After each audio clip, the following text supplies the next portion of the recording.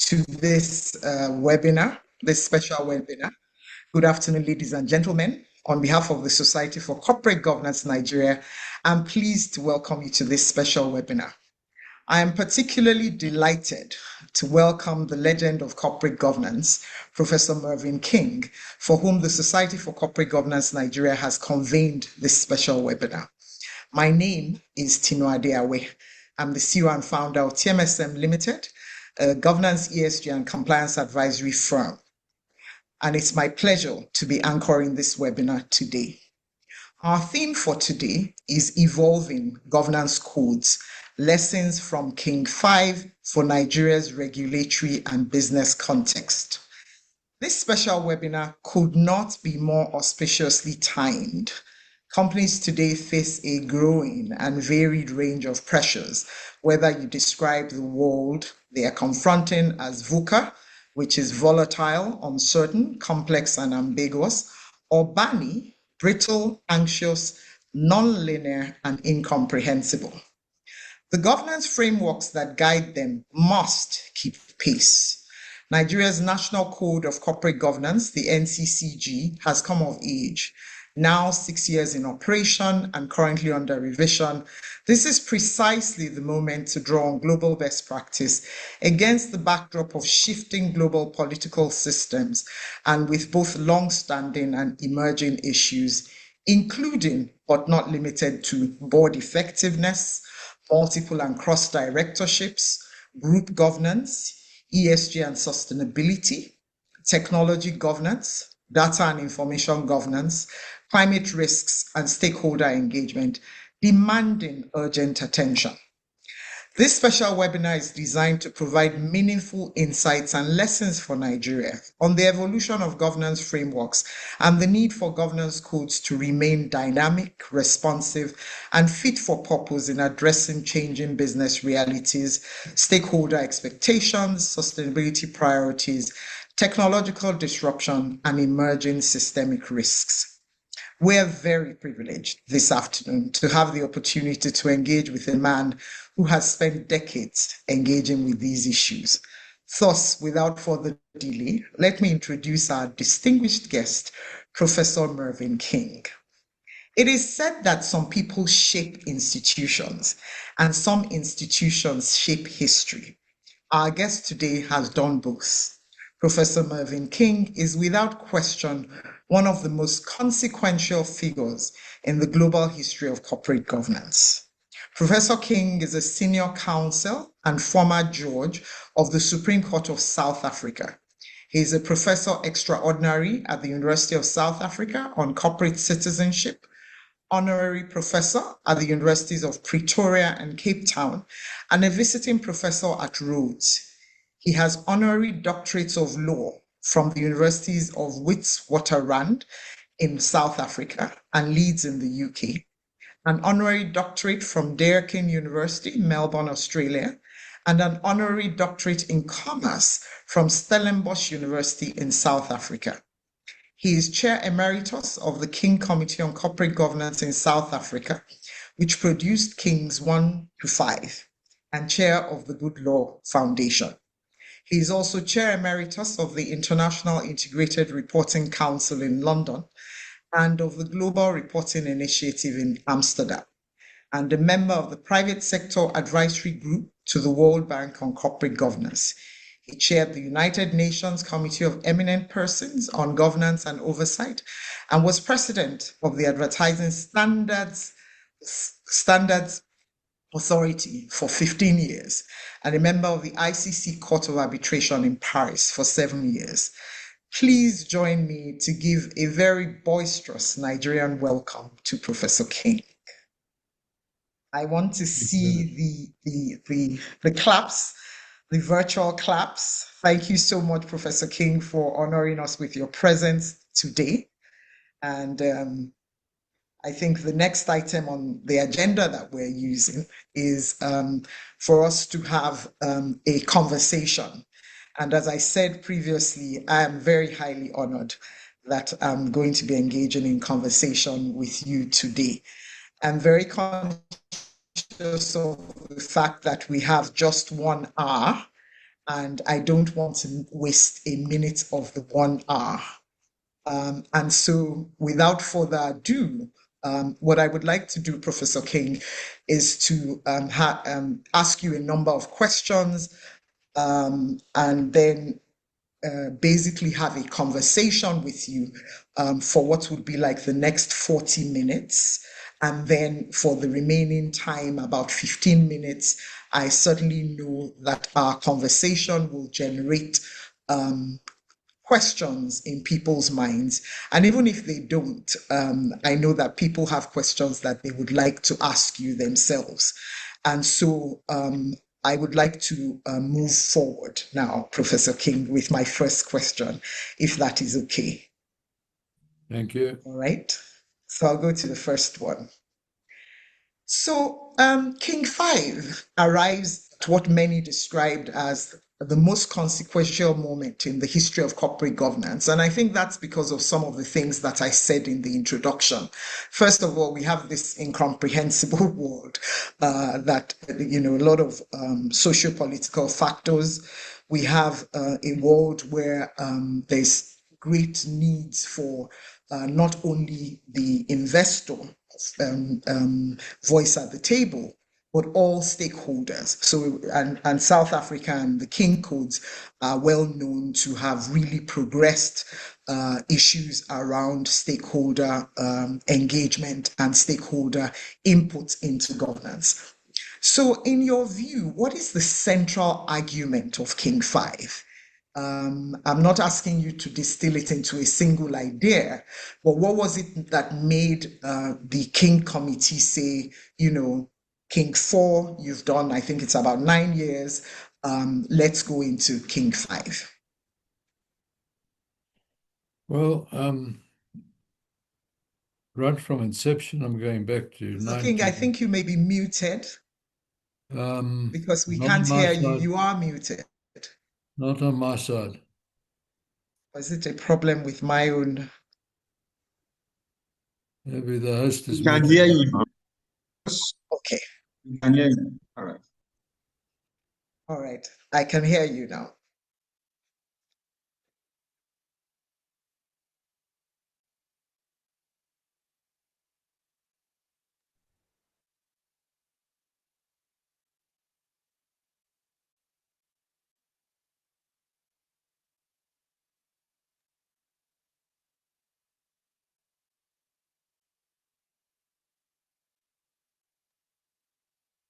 Can you hear me now? Yes, I can hear you now, Prof. Thank Okay. you. That's because you allowed me to. Okay. Thank you very much.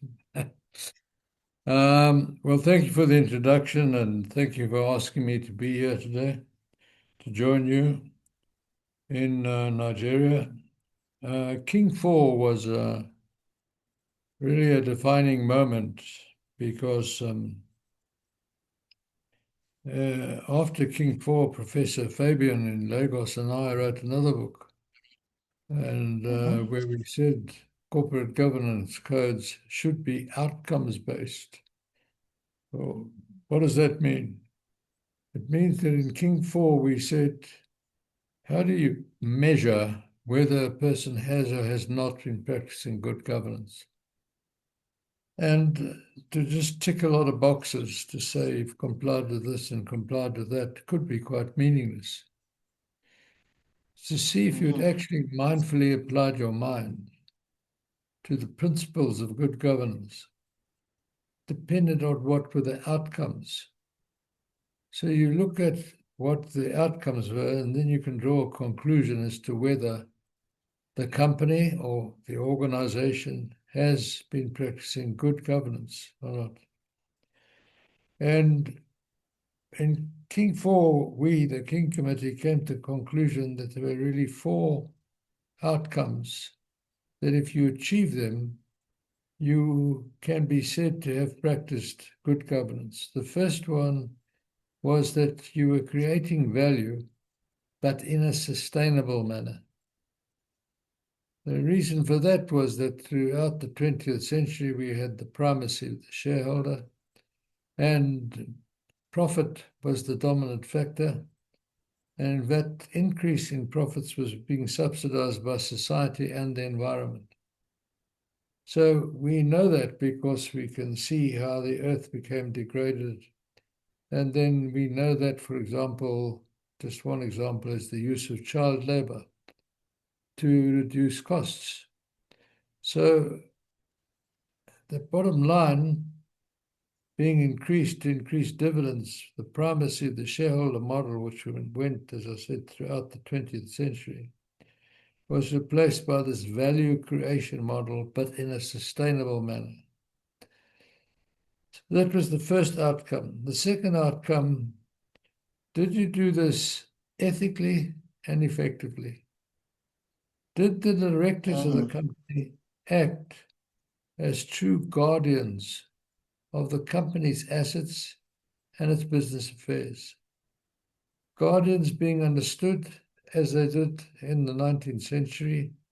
There was nothing written down what were the duties of directors, but it evolved from the duties of guardianship of human beings, which were well established before the statutory limited liability company was established in the middle of the 19th century. And these are they. It was loyalty, good faith, care, skill, and diligence. And those were your duties. Well, but you had to do that ethically and efficiently, which meant you had to have the skills and competence to do it. And if it could be said that you'd done it, that you'd concluded and made business judgment calls in the long-term best interest of the health of the company, not a particular stakeholder, of the company, and through the company addressed to all the stakeholders, then you would have been governing ethically and effectively. The third outcome, you were accountable, but in an absolutely transparent manner, the good with the bad, and telling everybody what the status of the company was at the date that you were reporting, what the challenges were in the future, and what your strategies were to meet those challenges. If you had reported on that, that was the third outcome. And the fourth outcome was that the community in which your company operated, there was trust and confidence in that company by that community. They saw the company being a responsible corporate citizen. And it was adding value for society, not only just for the shareholders. So, and it had legitimacy of operations. You know, if you had those outcomes, you would be practicing good governance. Well, King IV was really groundbreaking because the late Adrian Cadbury, who wrote the very first corporate governance code in our new modern era back in 1990, he said that the best governance in the world was coming out of South Africa. And we had in King III said you've got to start with integrated thinking and doing an integrated report. And you've got to approach these things on an outcomes basis. What are your outcomes? Are you achieving those 4 outcomes? The issue was that society and the law developed that the ultimate consumer body, let's say a large dress manufacturer with a well-known brand, was listed on the London Stock Exchange, but was getting its fabric from a factory in Chennai in India. Well, you should be having oversight over that company to make sure they're practicing good governance. Because if they, for example, are employing child labor in order to reduce expenditure, you are indirectly benefiting from that, and it adds to your profit margin in the end. And when that becomes known, the next day of trading on the London Stock Exchange, you could lose up to 50% of your market capitalization. So there are many instances where this happened. So you had to have oversight over your major suppliers. What were they practicing good governance? The second issue arising out of King IV was that suppliers were usually smaller companies than the ultimate consumer company.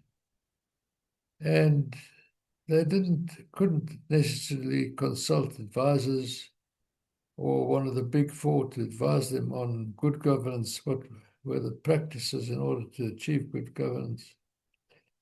And also, they didn't quite understand the technical terms involved in financial reporting. And now there are many technical terms in sustainability reporting. So we decided that in order to encourage better governance to be practiced by even the smallest organization or company, was to simplify the language, move it out of technical language, but simplify the language to everyday language that you would talk in the streets of Lagos, talking to each other, walking along the road. So King V was a simplification, really, of what was in King IV. And you will see that it was broken up into 4 sections. The first section were the foundational concepts. And the foundational concepts of King V were the 4 outcomes of good governance which we had in King IV. The second section was a glossary of terms. We took things like the board and said the governing body. We put things like the limited liability company and put organization. So we had everyday language words, the governing body of an organization, as an example. So there was a glossary of terms. The third section was the principles of good governance.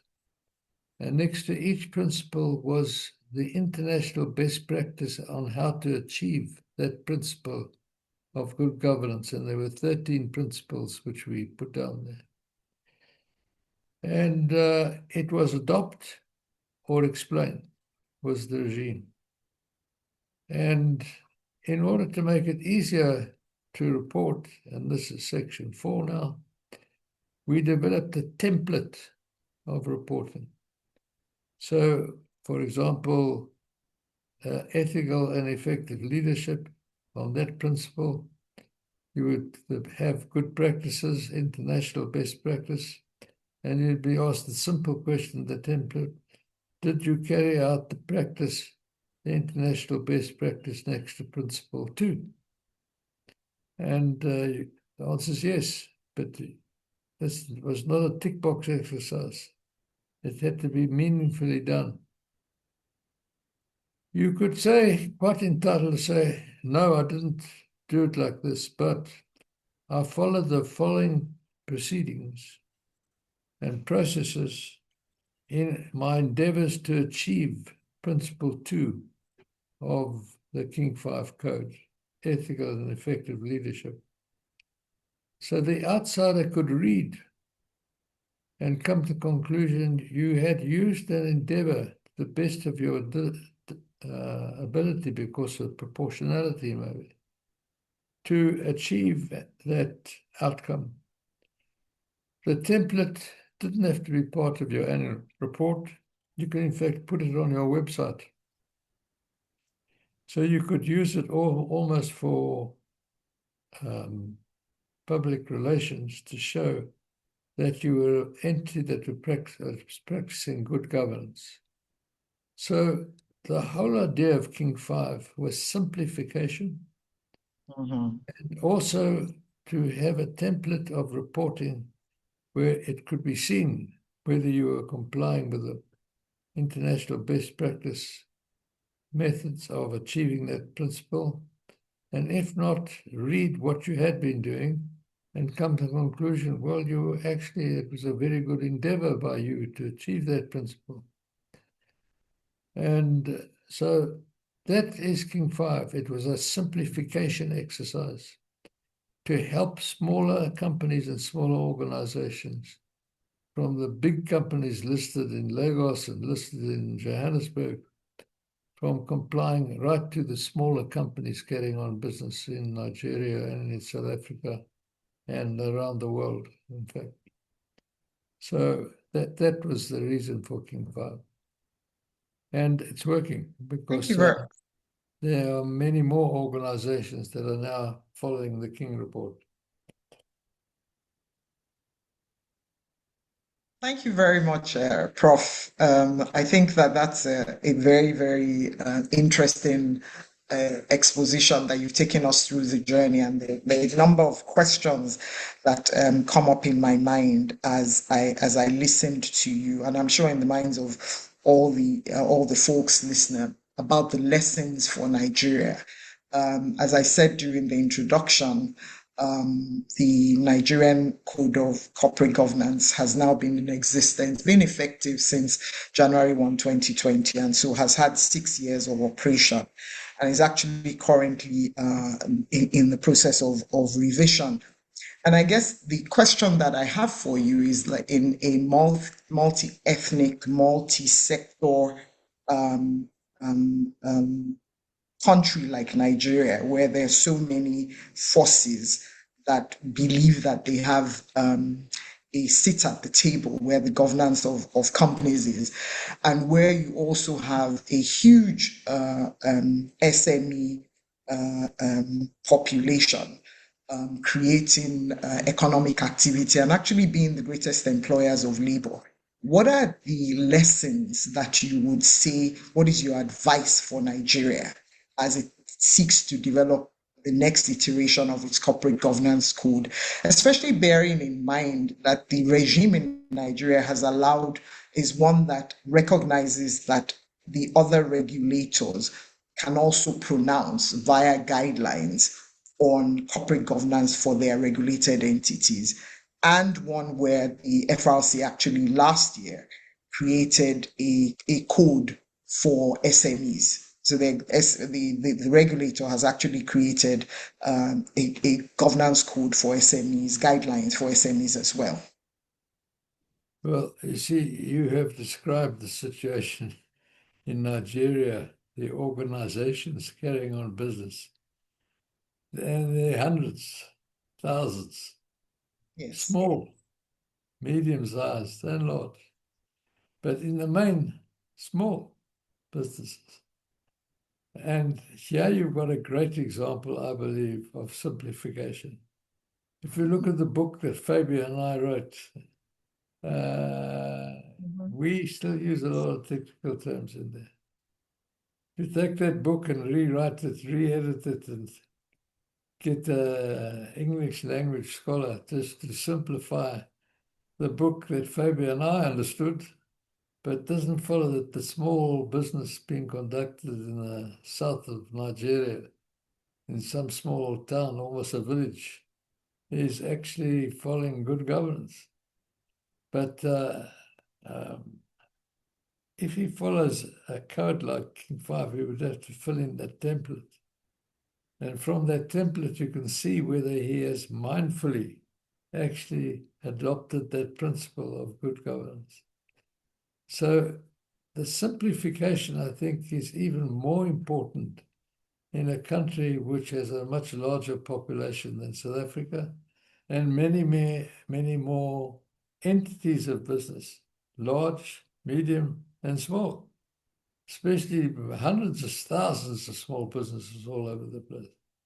So the simplification process is critical, I think, and I think we've done something quite unique in King 5 to really simplify it, reduce it to the number of pages, given a glossary of actually understand everything we're saying, because defined in clear, concise, and understandable language.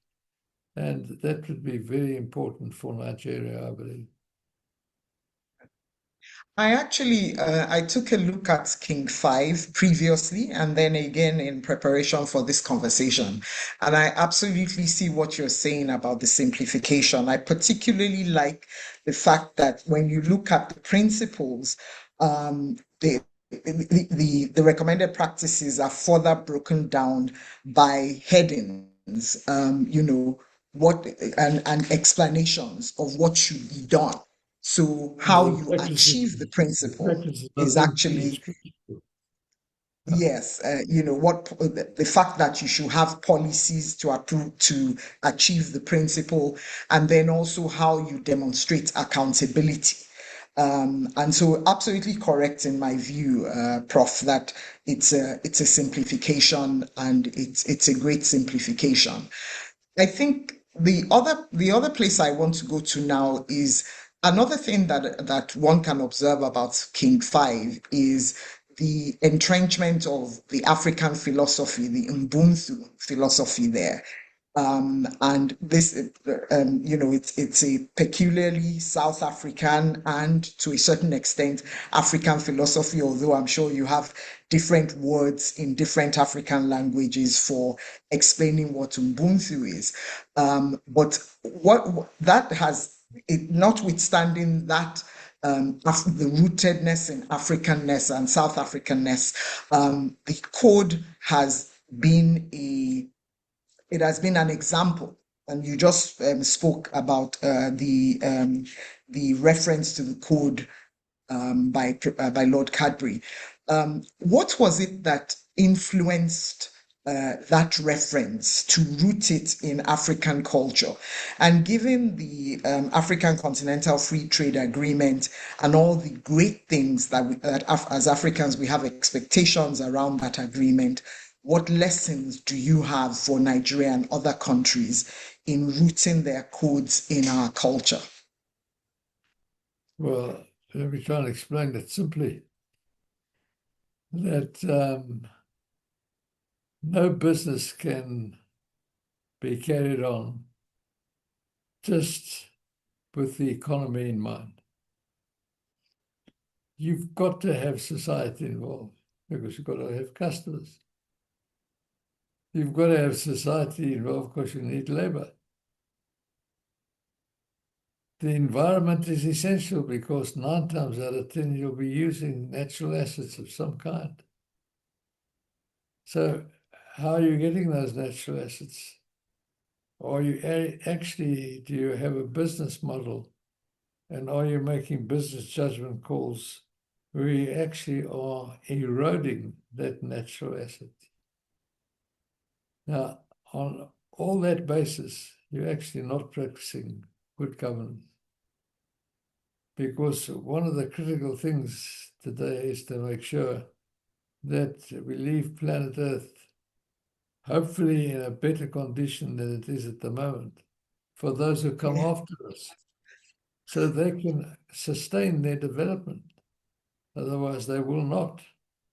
So you need this simplification for those who come after us to make sure we try and leave the planet in as good a position as it can be.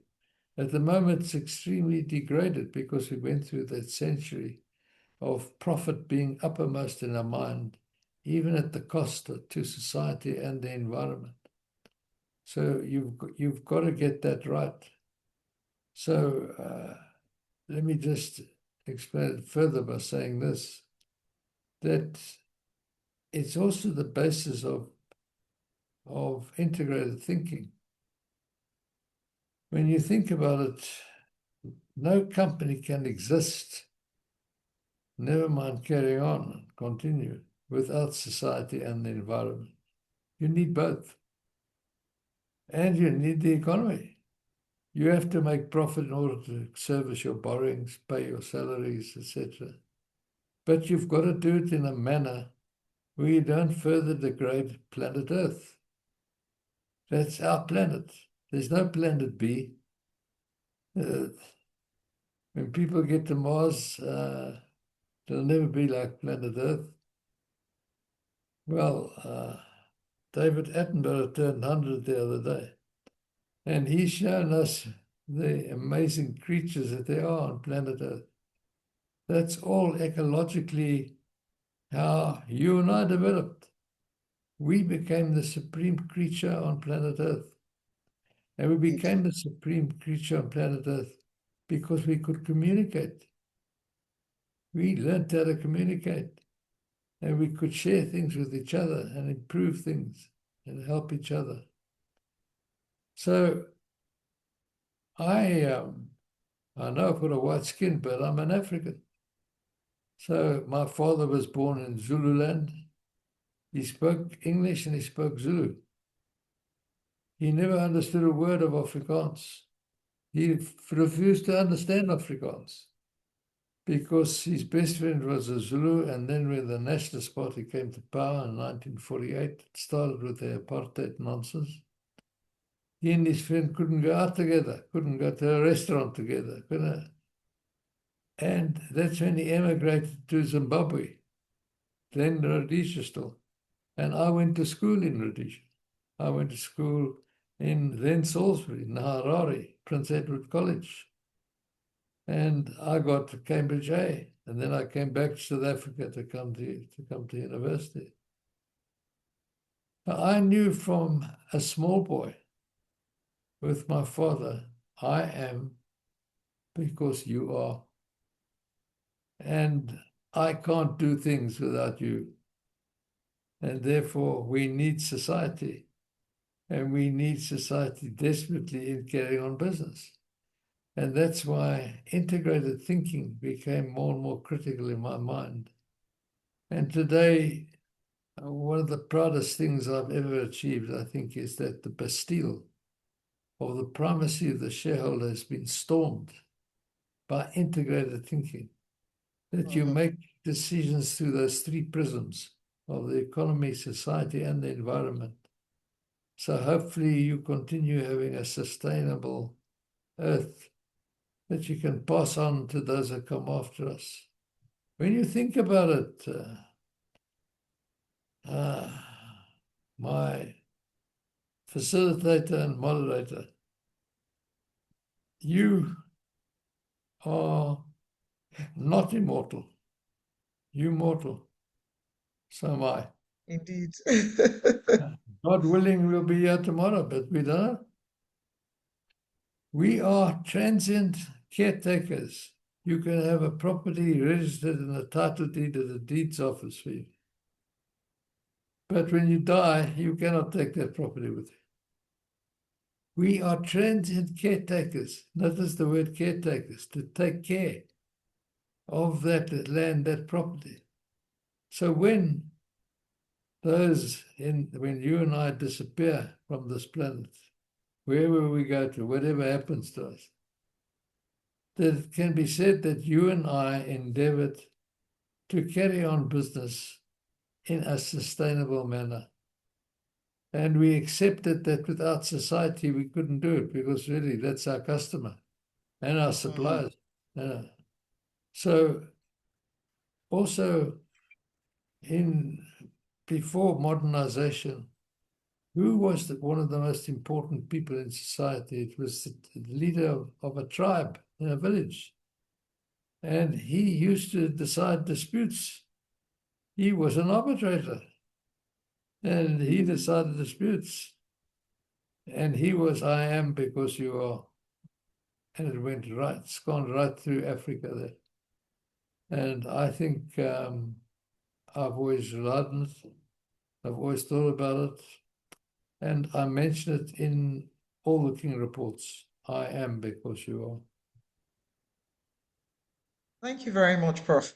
I think for the benefit of our audience, before I segue on to my last two questions, because I'm conscious of time, I think just to summarize some of the things that I understand from what you've said, the King 5 code obviously came at a time when there were a lot of things that had happened in the field of governance, and it was felt that it was necessary to simplify. Governance had gotten to a stage where there was a feeling of a lot of complexity and a lot of language obfuscating really what we're talking about, which is when a company is well governed, there will be certain outcomes, and you've told us what those outcomes are, whether it's the value and performance, whether you're talking about compliance and control, ethical conduct, and obviously legitimacy. And you told us about all of those things and how the King committee came to them.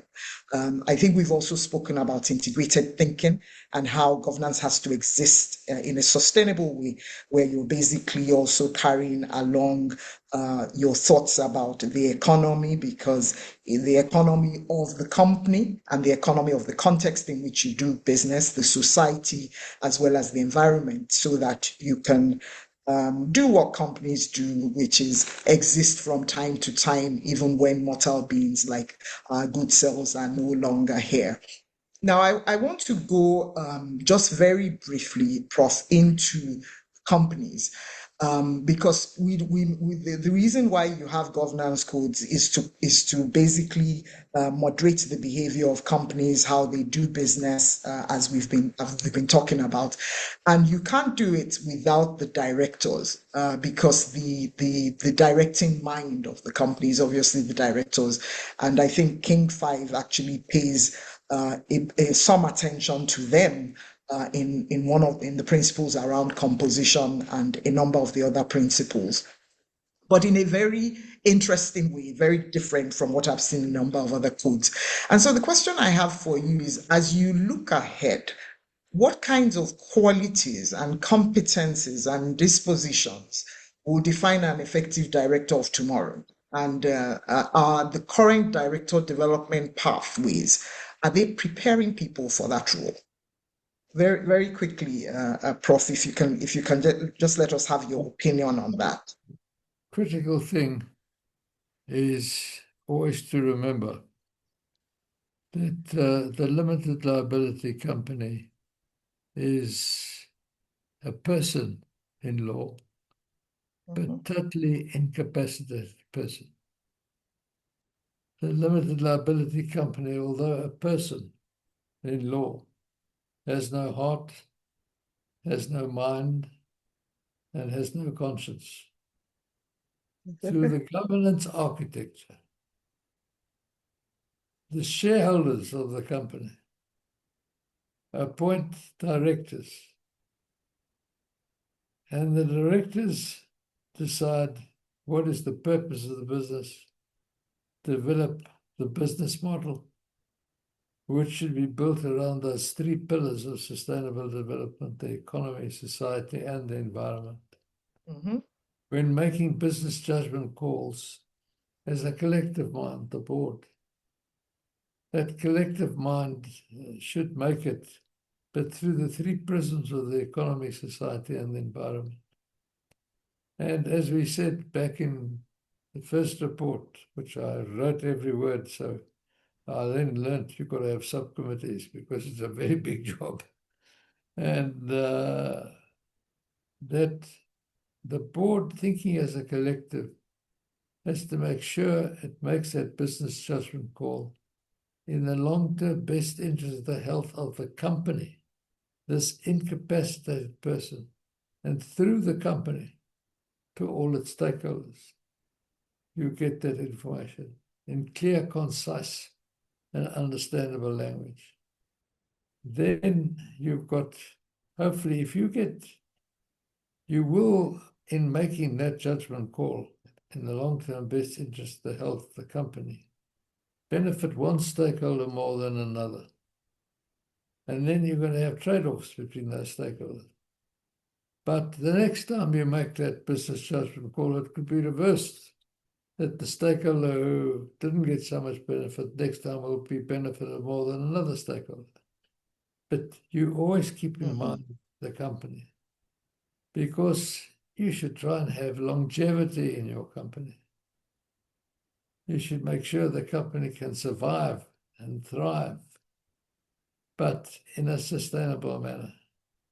And if you can achieve that, you would have been a good director.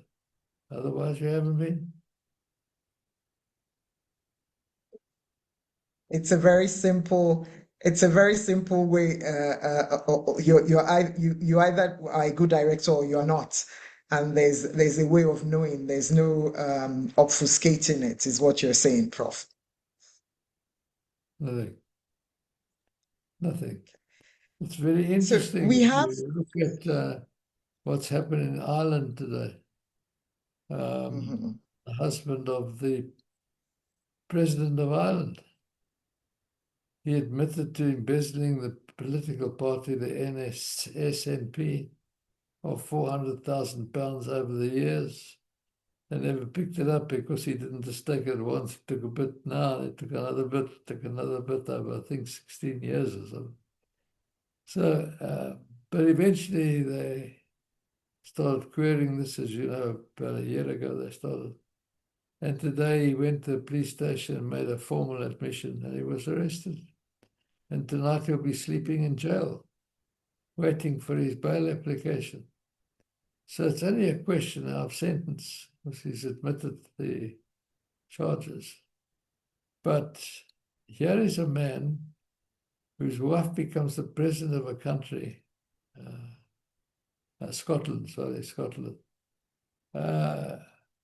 and he, meanwhile, is stealing from the political party, where the supporters of the political party have made donations to that party to help fund it and to achieve the political purposes they want. Now, you can see that lack of guardianship, that lack of thinking. If you are a guardian of an incapacitated human being, you've got to put the needs and interests of your ward, the person you're looking after, first, before your own needs and interests. So, and you can't profit out of that. If you profit out of that, it never ceases to amaze me how in society, when a guardian of a human being actually turns rogue and steals from a human being, society becomes inflamed about it. But let it happen with the director in a company, yes, that they start shouting and screaming at the company instead of the director.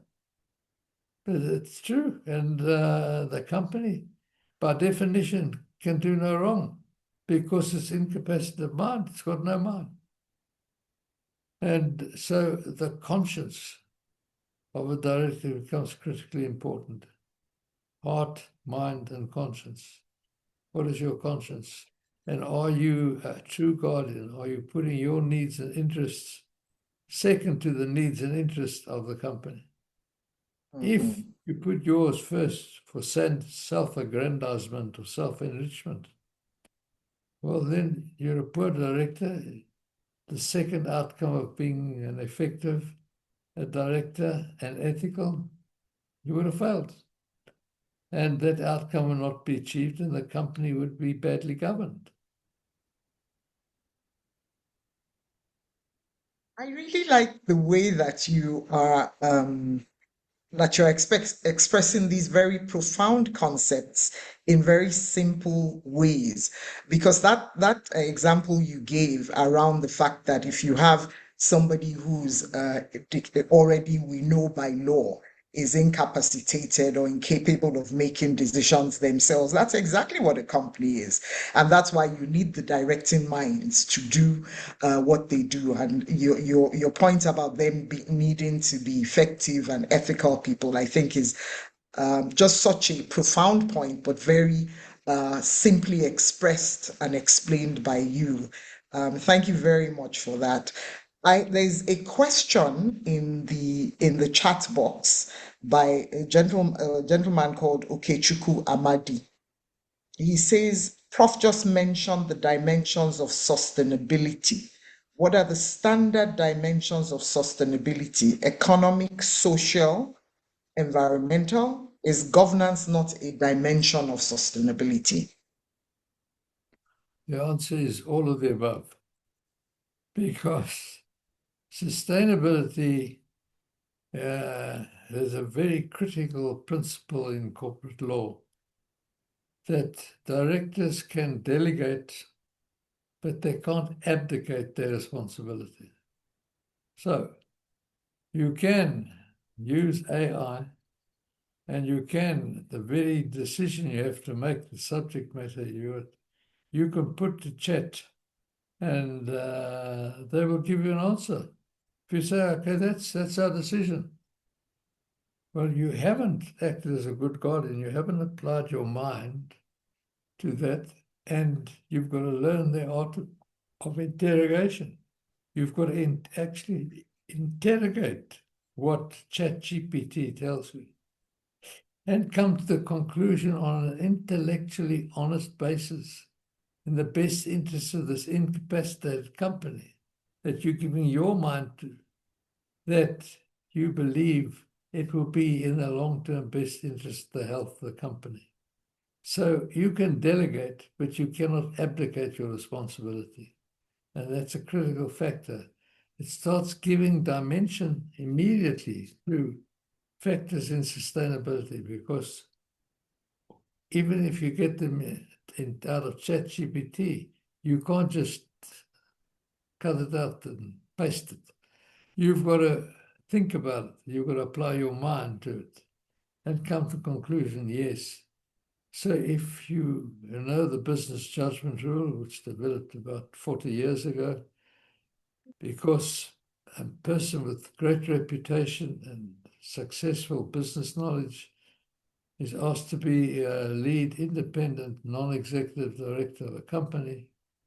And after he's been there for a year, the chief operating officer goes rogue and the company starts losing a lot of money. And of course, society turns against the company instead of against the chief operating officer himself. And the decision made actually causes the company harm. So the company has the right to sue the directors for damages for taking the wrong decision. Well, the law developed on the basis that no director sits there with a crystal ball. No director sits with a crystal ball and can make the correct decisions 10 out of 10. It's not possible.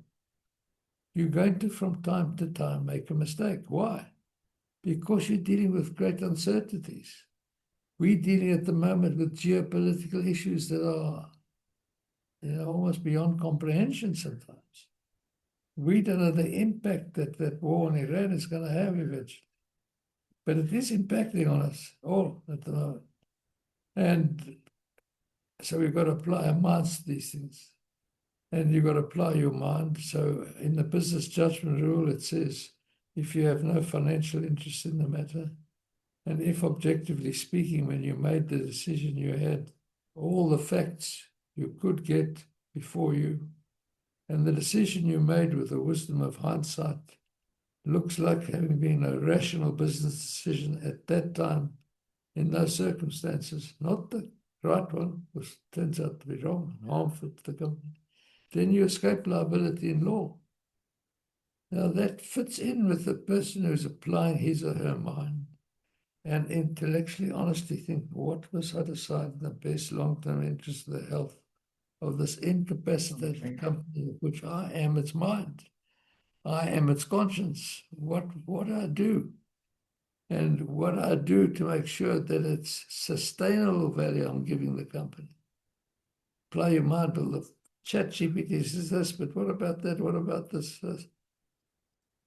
And you change it. Because when 4 years later it turns out to be harmful to a company, you can be sure they're going to run it through a ChatGPT tool. But they've got to take the algorithms and go back to what the algorithms were 4 years before, because they would be much more developed.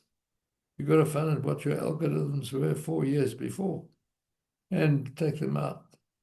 So if you're going to make this business judgment call in which you're uncertain and everything and you go to chat, I suggest you do go to chat. But when you get that answer, go through it with a tooth comb. See what it's a rational, what the chat is telling you. And so you can honestly say and let the minutes show that you actually applied your mind. So you're applying the principle I delegated this to chat, but I didn't abdicate my responsibility. And on that note, Professor King, just before I hand over to Chioma, given that you've been on corporate governance, it's a matter that has detained your attention for several years. I know that the first King Committee was in 1992, so that's about 34 years ago. And I'm sure you've been concerned about corporate governance since before 1992. What corporate governance issue keeps you up at night? That you still think, despite King 5 and the simplification, if you were going to leave a message for the Society for Corporate Governance, this is the one issue that you should put your mind on next. What would it be? But the director, he or she is too scared, ashamed, embarrassed to say, "Excuse me, Chair, I don't understand." So what have I done as chair throughout my life? When there's a difficult matter, important issue to be decided, I would go to the one director that I think has some pre-knowledge of this. And usually a non-executive director, and I would say, "Mary, have you read your pack?" "Yes, Mervyn, I've read it." I said, "Good. Wikipedia, Google, chat, do what you like. But just be more informed about it than the 30-page management report. Because when it comes to this, I'm going to start to start the discussion. Now, the discussion is starting on a more informed level." So we discuss it for 45 minutes. Then I will go around the boardroom table. Let's say there are 10 directors. I'll say, "Well, I think the board is inclining to an answer A, B, C. Do you agree?" "Yes, Chair. Yes, Chair. Yes, Chair. Yes, Chair. Yes. Yes." I'll just pick on one director and say, "Now, will you please explain to me in detail why you voted yes?" Now, if that director hasn't understood the management report, hasn't followed that 45 minutes of more informed Discussions. he or she is going to sit there with 2 rows of teeth in their mouths. But you know what happens? I tell you something, my directors do their homework. They read. If they don't understand, they ask. They find out. And the board becomes more informed. And they speak through me. I don't have another discussion across the table on the issue. I control that board. And I squeeze the best out of us as guardians. So the chairman's role becomes very important as well. Thank you very much, Prof. It's been a real pleasure speaking to you this afternoon. I really wish we had more time. There are a number of questions in the chat box that we haven't been able to get to, but we do have to be respectful of your time. And at this point, it is 1:55 by my time, and so I will turn you over to the CEO of the Society for Corporate Governance Nigeria, Chioma Modi. Chioma, over to you. Thank you.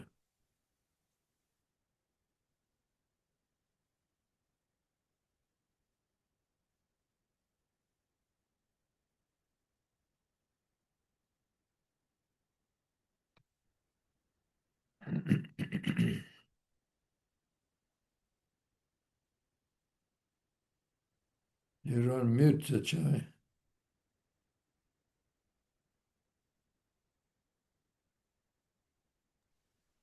Okay.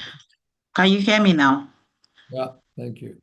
All right, thank you. I needed the host to unmute me. So thank you so much, Prof, for your time. And Tinu, thank you so much for doing such an amazing job at coordinating and anchoring this session. I would like to give, the floor to the board chairman and the president of the society, who is also on this call, to recognize him and also for him to give one or two comments about the session before we call it a day. So, Mr. MK Ahmad, if you could hear me, please. Yes. Yes. Thank you very much, Chioma, and thank you very much, Tinu, and the colleagues. Prof, we're indeed grateful to have you today. You are here before virtually all of us. We thought we could come earlier than you, but you surprised each and every one of us. Just to let you know, to also reiterate, the current code we're using, 2018, is essentially based on your own code. Professor Fabian significantly assisted us to come to where we are virtually. But to also indicate to you that Tinu is also now spearheading the review of this code. So it is an appropriate thing. But we have learned a lot from you. Humility, they need to reflect on the society. How responsible are we, and how should we continue to think about not just ourselves, but about the society? And they're very simple issues. And indeed, the focus on simplification is something that we would continue to appreciate and recognize. So lessons have been learned. Tinu, want to thank you very much. But I also want to recognize the efforts of those who had the 2018 code. Fabian, late Daniel, who was the executive secretary of the Financial Reporting Council, Nelson, Tommy, who is still with KPMG and her colleagues, Tinu and her colleagues, Gottstein, Professor Nat Ofo, the representative of Central Bank, PENCOM, and of course, Auto, and quite a few other colleagues that have worked on this document. So once again, very appropriate session at the right time, and we've learned a lot. And I believe by the time we get our code ready, it would have reflected most of these key issues. So once again, thank you very much, and God bless. Thank you. Thank you. All right. Thank you. Thank you, sir, for that comment. And Prof, once again, thank you so much for your time. Tinu, thank you for anchoring this session. To the members of the society, I'd like to say a very big thank you. This is what we do at the society, creating platform for conversations like this on corporate governance and how to get or to do it better in the corporate governance journey. So on behalf of the board, I would like to say a very big thank you. Also to recognize some of our directors that is on this call. Miss Rabi, I can see you. Thank you for your time. We look forward to other engagement like this. And I would say you have a cold afternoon. I think it's been raining all through here in Lagos. So do have a cold afternoon. Thank you so much. Bye.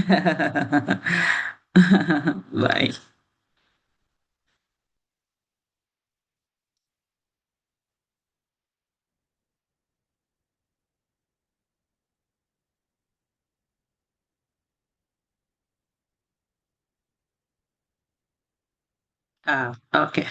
I see.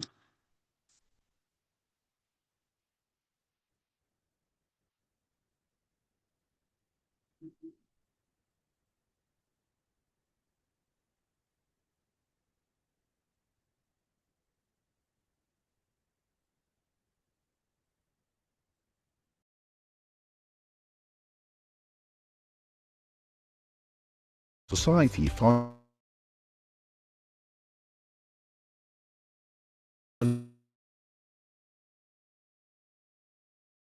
by Professor Fabian Ajogo.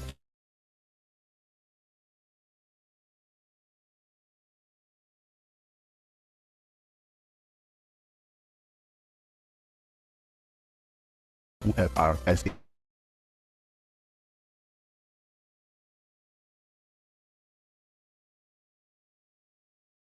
incorporated in 2005 was commenced active operation in